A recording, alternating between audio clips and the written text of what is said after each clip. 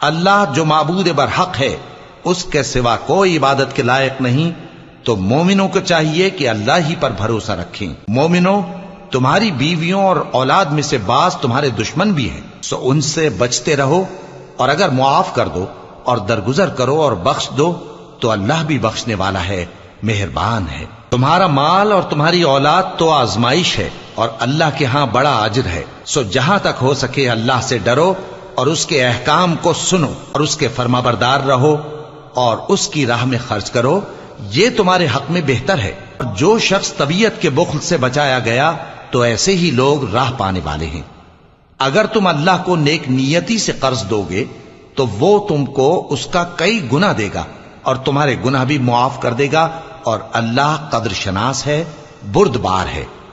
پوشیدہ اور ظاہر کا جاننے والا ہے، غالب ہے، حکمت والا ہے۔